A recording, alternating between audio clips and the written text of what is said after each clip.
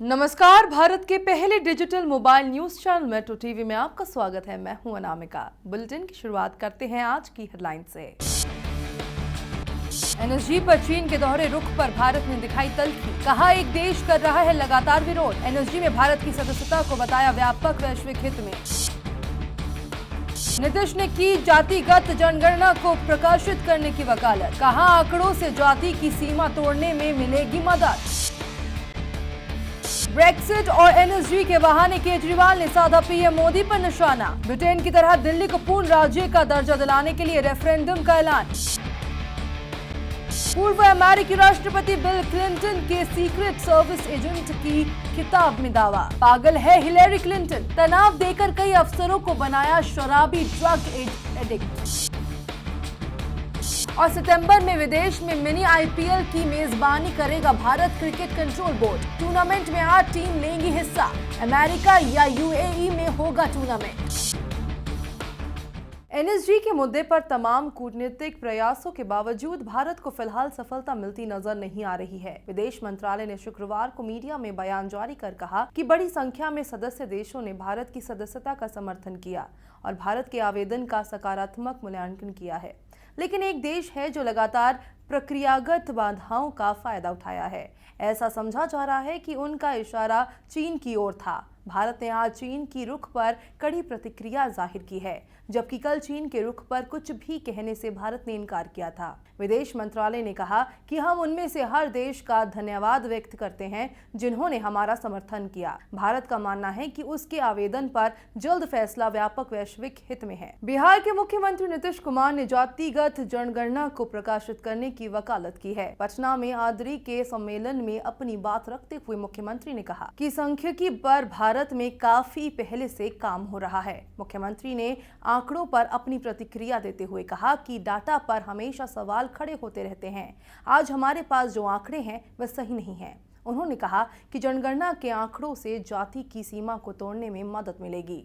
उन्होंने कहा कि आंकड़ों से विकास की योजनाओं में मदद मिलती है। स्वास्थ्य, शिक्षा और अन्य क्षेत्रों में आंकड़ों की महत्वपूर्ण भूमिका है। आंकड़ों से नीति निर्धारण में मदद मिलती है। इससे पूर्व उपराष्ट्रपति हामिद अंसारी ने आदरी के पुस्तक का विमोचन किया। यूरोपियन संघ से ब्रिटेन के बाहर होने से भारतीय बाजारों में हलचल दिख रहा है। भारत के शेयर बाजार में रिकॉर्ड गिरावट दर्ज की गई है। हालांकि वित्त मंत्री अरुण जेटली और रिजर्व बैंक के गवर्नर रघुराम राजन ने भरोसा जताया है कि भारत इसके झटके से उबरने में सक्षम है। पेश है एक खास रिपोर्ट। ब्रिटेन के लोगों ने शुक्रवार यूरोपीय संघ से बाहर होने का फैसला कर लिया। ब्रिटेन के इस फैसले से खाली ब्रिटेन ही नहीं बल्कि बाकी दुनिया पर भी असर होगा और उससे भारत भी अछूता नहीं है।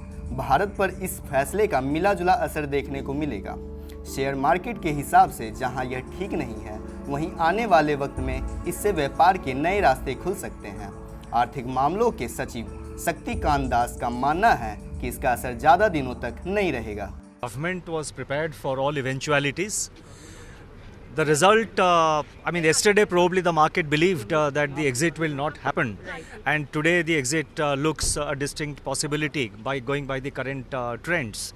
So therefore, so far as the stock markets are concerned, I think it is the initial, spontaneous kind of the sudden reaction, because something which is happening is against their, goes against their expectations. So I think this is some kind of a instant reaction which they have shown. This instant reaction, I think, over the next few days should stabilize and markets hopefully will improve. Britain के Europe से अलग होने के फैसले के साथ ही pound की स्थिति डॉलर के मुकाबले कमजोर हो गई है। डॉलर के मजबूत होने पर रुपये की कीमत गिरना लगभग तय है। कच्चे तेल की खरीद डॉलर में की जाती है। इस वजह से डॉलर के महंगे होने पर कच्चा तेल भी महंगा हो जाएगा। इससे पेट्रोल और डीजल के दाम चढ़ेंगे। ब्रिटेन के 800 इंडियन कंपनियां हैं। यूके के ईयू से बाहर होने पर इनके कारोबार पर असर पड़ेगा, क्योंकि इसमें ज़्यादातर यहाँ रहकर ओपन यूरोपियन मार्केट में बिजनेस करती हैं। इसमें टाटा मोटर्स भी शामिल है। एक बड़ी समस्या तब पैदा होगी जब यूरोप के देश अपने रास्ते ब्रिटेन के लोगों के लिए बंद कर लेंगे। वहीं बीजेपी और कांग्रेस का मानना है कि इसका कोई खास प्रभाव भारत पर नहीं पड़ेगा। जहां तक इकोनॉमी का सवाल है, शॉर्ट टर्म में बहुत वोलेटिलिटी रहेगी, वो आज आपको दिख भी रहा है कि स्टॉक मार्केट में वोलेटिलिटी है, करेंसी पे प्रेशर रहेगा। तो ये एक्सपेक्टेड था। किसी मुल्क में ज़्यादा रहेगा, किसी मुल्क में कम रहेगा, लेकिन वोलेटिलिटी बिकॉज पूरा ग्लोबल मार्केट इंटीग्रेटेड है और इंडियन मार्केट भी इंटीग्रेटेड है with global economy and global market से, तो वो एक्सपेक्टेड था। लेकिन अगर आप देखें तो ये शॉर्ट टर्म में ये सब वोलेटिलिटी रहेगी। दुनिया है वो इंटरकनेक्टेड है, अर्थव्यवस्था विश्व की, और उसी तरह से जो पैसा है, कैपिटल है, निवेश होता है, एक देश दूसरे देश में करते हैं, तो निर्भरता बनी हुई है। तो अकेले में कोई भी देश आज नहीं है। कोई भी ऐसी बड़ी घटना होती है वो उस क्षेत्र को नहीं, पूरे विश्व को प्रभावित करती है। और ब्रिटेन का ये अपना फैसला है, वो एक सॉवरेन देश है, उनका अपना अधिकार है, पर उसका यूरोजोन पे फर्क पड़ेगा। यूरोजोन की इतने बड़ी जो इकोनॉमीज़ हैं उनमें अस्थिरता आ गई है, पहले भी कमज़ोर थी, 2008-9 के बाद सुधरी नहीं है, और विश्व के अंदर भी इसमें थोड़ी बहुत खलबली रहेगी। यूरोपियन यूनियन से ब्रिटेन के अलग होने के बाद से जहां पूरी दुनिया में आर्थिक मंदी का खतरा मंडरा रहा है, वहीं भारत में सत्ता पक्ष और विपक्ष दोनों का साफ तौर पे कहना है कि ये आर्थिक मंदी भारत में ज़्यादा देर तक नहीं रहेगी और इसका देश पर कोई खास प्रभाव नहीं पड़ेगा। कैमरामैन जॉन के साथ निशांत राय, मेट्रो टीवी, दिल्ली। पूर्व केंद्रीय मंत्री ने भारत के एनएसजी की सदस्यता के प्रयास को अनावश्यक बताया और कहा इस कदम से भारत को शर्मिंदगी उठानी पड़ रही है। हमें दुख के साथ ये कहना पड़ता है, हमने पहले भी कुछ चेष्टा की बताने की कि जहाँ तक कूटनीति है उसमें संजीदगी और गंभीरता होती है। कूटनीति शोर से नहीं होती। जब पहले भारत ने एनएसजी से वेवर लिया था उसमें कूटनीति थी, तब भी चीन वहाँ पे था, तब भी आज जिन देशों ने विरोध किया है वो सदस्य थे, पर भारत कामयाब हुआ था। पर उस समय के प्रधानमंत्री डॉक्टर मनमोहन सिंह, उस समय के मंत्री, इस तरह से हमने प्रचार नहीं किया। जो बातचीत हुई वो सही माने में कूटनीति थी, और इसके लिए भारत को आज के लिए नहीं, हमेशा के लिए उसका लाभ मिलेगा। तो जो किया गया है अनावश्यक था।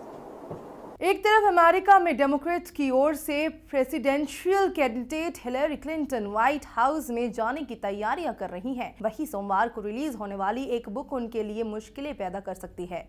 बुक में हिलेरी को एक पागल जिद्दी महिला बताया गया है। ये भी कहा गया है कि बिल क्लिंटन के प्रेसिडेंट रहने के दौरान सीक्रेट सर्विस के अफसरों से उनका बर्ताव काफी बुरा था। तनाव में आकर कई अफसर शराबी, ड्रग एडिक्ट और प्रोस्टिट्यूशन के शिकार हो गए थे। यूएस सीक्रेट सर्विस के एजेंट रह चुके हैं राइटर गैरी बायरन की किताब क्राइसिस ऑफ कैरेक्टर सोमवार को रिलीज होने वाली है। बीसीसीआई ने सितंबर में भारत के बाहर नए T20 टूर्नामेंट के आयोजन की तैयारी कर ली है, जिसे मिनी IPL के रूप में पेश किया जाएगा। बीसीसीआई अध्यक्ष अनुराग ठाकुर ने धर्मशाला में बोर्ड की कार्य समिति की बैठक के समापन के बाद कहा, सितंबर के महीने में बीसीसीआई विदेश में मिनी IPL या IPL के आयोजन का इच्छुक है, जिसमें सभी 8 टीमें हिस्सा लेंगी। उन्होंने कहा, इसमें छोटा प्रारूप होगा, घरेलू और विरोधी के मैदान के आधार पर मैच नहीं होंगे, मैचों की संख्या कम होगी, 2-2 हफ्ते में इसे पूरा कर पाएंगे। पिछले साल चैंपियंस लीग T20 को रद्द किए जाने के बाद बीसीसीआई के इस कदम की उम्मीद की जा रही थी। IPL के इस छोटे प्रारूप का विस्तृत खाका अभी तैयार नहीं किया गया है और इसके संभावित स्थल अमेरिका और UAE हो सकते हैं। खबरों के सफर में फिलहाल इतना ही। देश दुनिया की पल पल की खबरें हम आप तक पहुंचाएंगे एक नए अंदाज में आपके मोबाइल फोन के माध्यम से। तो आप जुड़े रहिए मेट्रो टीवी से। तब तक के लिए नमस्कार।